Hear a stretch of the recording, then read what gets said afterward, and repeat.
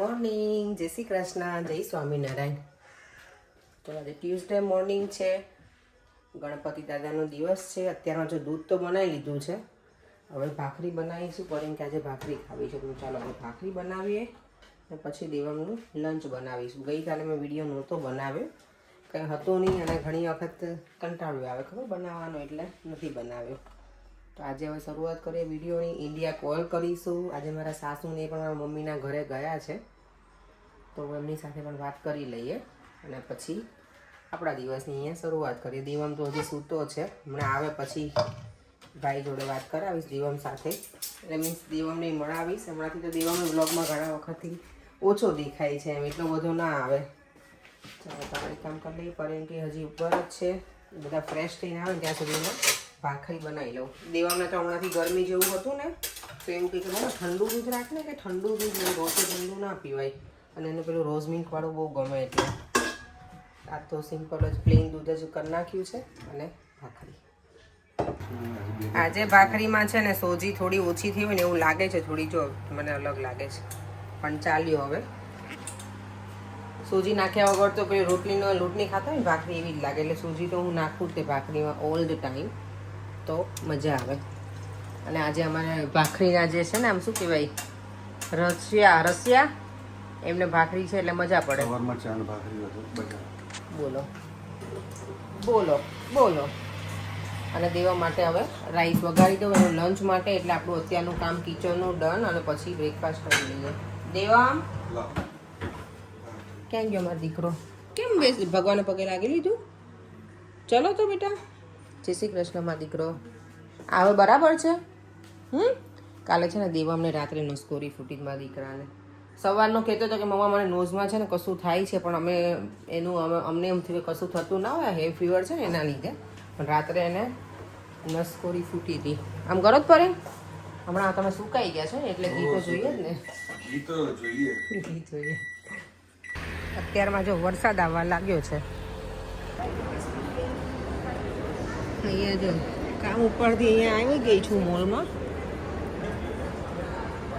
એટલે મોલની અંદર જ છે સલૂન. બાય ધ વે અમારું પણ બહાર નીકળી છું ને કેટલું સરસ છે. અહીંયા છે કે હું આવું નહીં, કારણ કે ઘણું દૂર છે સલૂનથી, એટલે. અને અહીંયા દર વખતે કંઈક ને કંઈક અલગ હોય જ, નવું નવું. બધા કેવા સરસ એન્જોય કરે છે બહાર. ચલો આપણે જઈએ હવે ઝારામાં. ઘરે આવીને છે ને રોજનું મેઇન હેડેક હોય કે ડિનરમાં શું બનાવવું, કે લંચમાં શું બનાવવું, કે બ્રેકફાસ્ટમાં. ઘરે હોઈએ ત્યારે પણ એક એ આઈડિયા હોય ને. આજે તો મેં કંઈ વિચાર્યું જ નથી કે મને શું બનાવું. 7:15 થઈ ગયા છે.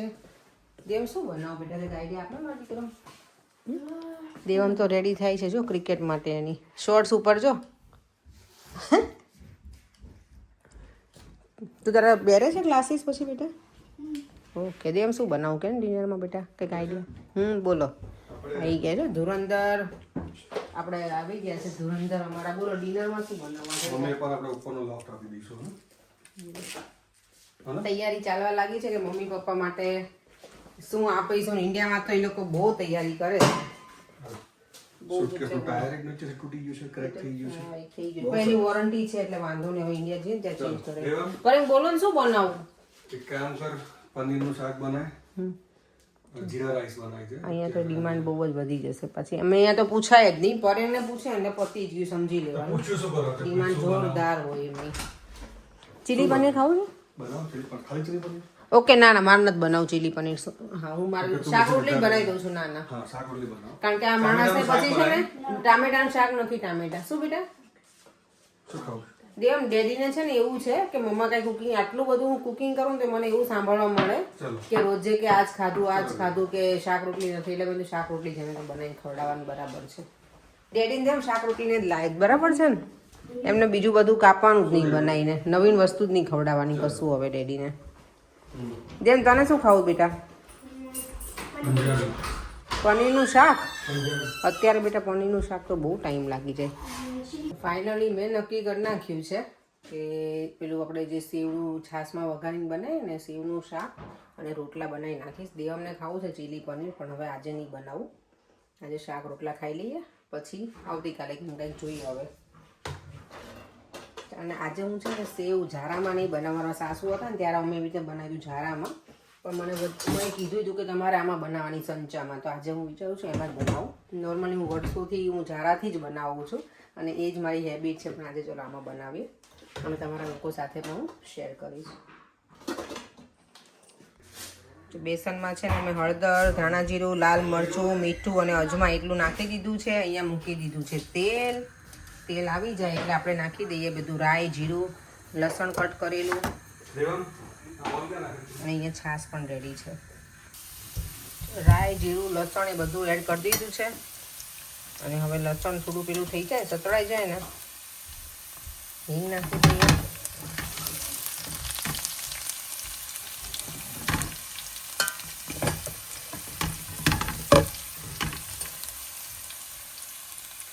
અને થોડી તેલમાં હળદર નાખી દઈએ બસ.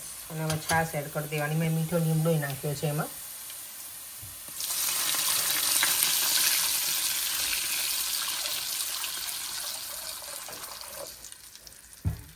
મને બધા કહે ને કે તમે પેલામાં ના કરો, એટલે આજે મેં છે ને સ્ટીલનું લીધું છે. આ અમારા 3 જણા માટે મોટું જ છે, પણ આમાં સરસ સેવ છે ને બરાબર પડે અંદર, એટલે ઝારાથી નથી બરાબરની કરવાની ને મેં એટલે.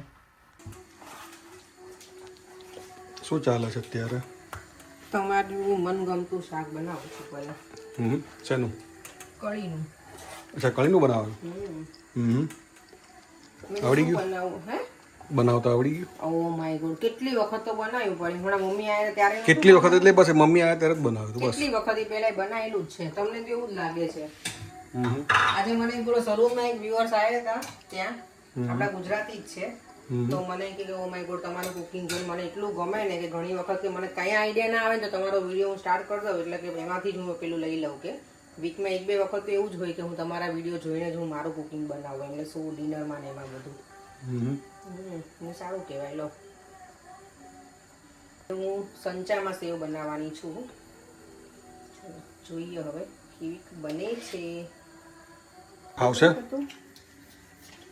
અરે હું જાણે કુકિંગ જ ના કરતી એવું તમે તો કરો છો. હો કે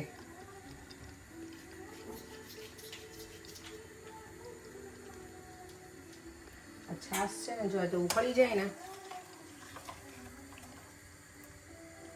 પછી એમાં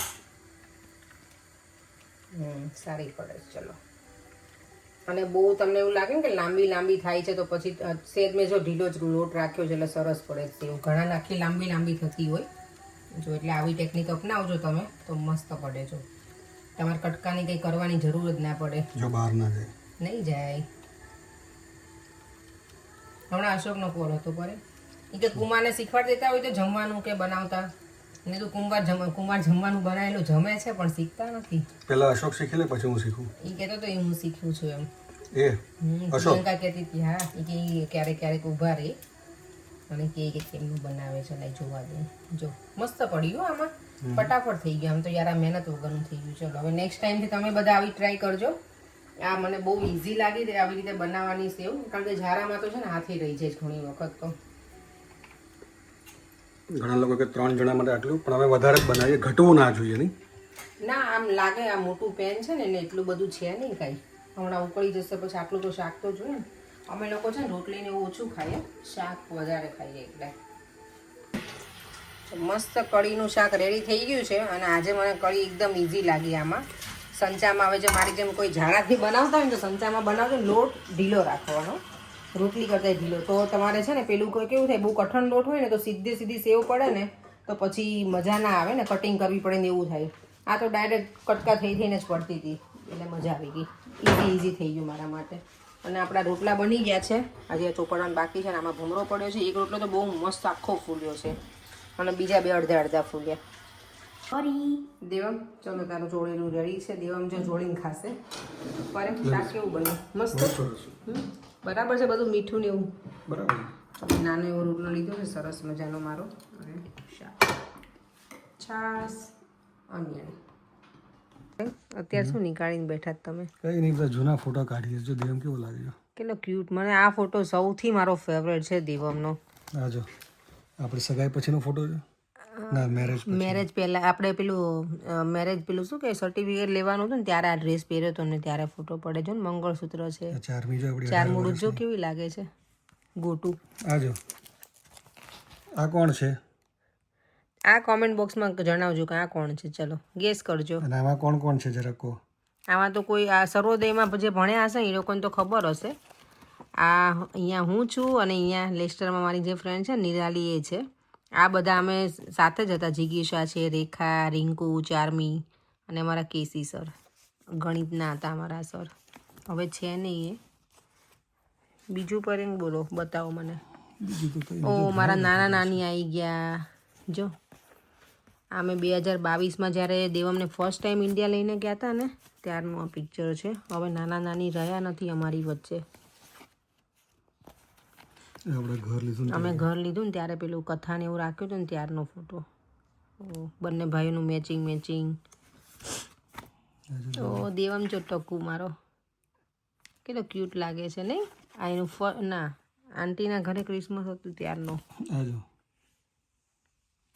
એની સ્કૂલનું છે ને. આપણે તરકી ગયા હતા તરકીનો જો આર્યા, શિવો, આદિ ને દેવમ. એમાં મારા ફોટા છે પૈસા બહુ મસ્ત. આ દેવમનો 7th બર્થડે હતો ને ત્યારનો જો કેટલો ક્યુટ લાગે ગટુડિયો મારો. ઓ બાપરે, આ મારા મેરેજનો.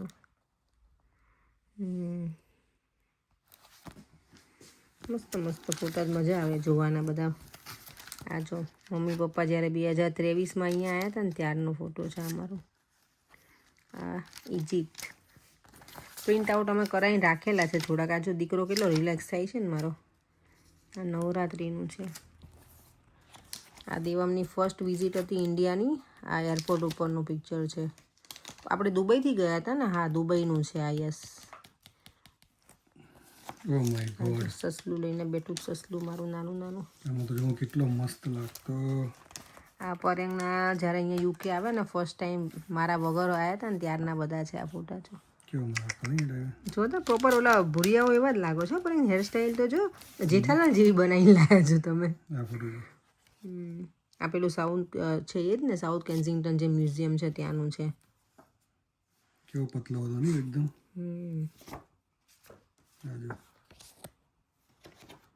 હવે તો અત્યારે જોવો, આ ફેસ જોવો અને આ ફેસ જોવો.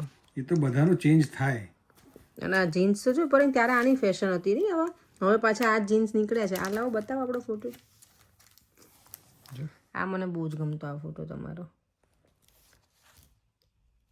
તારા પાસે રાખતી હતી અહીંયા તો. આ આપણે યાદ છે તમને? ક્યાં ગયા હતા? ગોવા. ગોવાનું કંઈ ને આબોનાથ ખોચરામ લઈ ગયા હતા ને એ છે. આ મસ્ત ફોટો છે બાકી. દેવમ આવ્યો. દેવમ મારો આવે છે, મને ખબર છે. જો તેમ તારા જૂના ફોટોસ તાર જોવા હોય તો બેટા. પણ તમને આટલા વાગે શું સૂઝ્યું આજે? હે બામ ભરેલી. અરે ખબર ના પડે, ઘણી બધી વસ્તુઓ પડી હોય તો આપણને યાદ બી ના હોય. એવું રહેવાનું થોડું ઘણું. કચરો બધો કાઢી નાખો. એવું? ઓકે ચાલો આપણે હવે વિડીયોને એન્ડ કરી દઈએ. કરી દઈએ તો સારું. એકદમ અરેન્જ કરી દીધું છે. ઇન્ડિયા સાઈડ પેલી વીકો લેવડાવી હતી તમે કે હું બહુ મસ્ત લગાવીશ. હું લગાવું છું, હું યુઝ કરું છું. કરતી હોય તો બાથરૂમમાં રખાય, એવરીડે યુઝ કરી લેવાય. બાથરૂમ બોડી વોશ આ શેલ્બી લઈને આવી હતી. જેટલો બી યુઝ કરવાનું હોય ને એ બધી વસ્તુ આપણે બાથરૂમમાં રાખી દેવાય. જો આની અંદર બધી પેન રાખો છો આની અંદર. ઓકે ચાલો આપણે વિડીયોને એન્ડ કરી દઈએ. બધા જૂના ફોટા જોવાની તો બહુ મજા આવી ગઈ. હજી ઘણા બધા હતા પણ હવે ક્યારેક પાછા હું ફ્રી પડીશ ને ત્યારે બધા હું શેર કરીશ તમારી સાથે. એ બધા ફોટા મજા આવે જૂના અને બધા બહુ પહેલાંના ફોટા હોય તો મને બહુ જ ગમે જોવા. આપણે એ સાથે વિડીયોને એન્ડ કરી દઈએ. ફરીથી મળીશું કાલે નવા વિડીયો સાથે. કવિતાના જે કોલ કર્યો હતો ને તો એ કહે છે કે 2 દિવસથી લોકો પૂરા થાકી જાય છે એટલા દોડાવું છું. સ્વિમિંગ કેપ ક્યાં ગઈ? દેવની બીજી બી હતી ને એમાં જ હતી ને. ઓકે અમારી વાતો ચાલતી જ રહેશે, ડિસ્કશન. ચાલો વિડીયોને એન્ડ કરી દઈએ. ફરીથી મળીશું કાલે નવા વિડીયો સાથે. Bye bye. જય શ્રી કૃષ્ણ, જય સ્વામિનારાયણ. વિડીયો ગમ્યો હોય તો like, share and subscribe. By.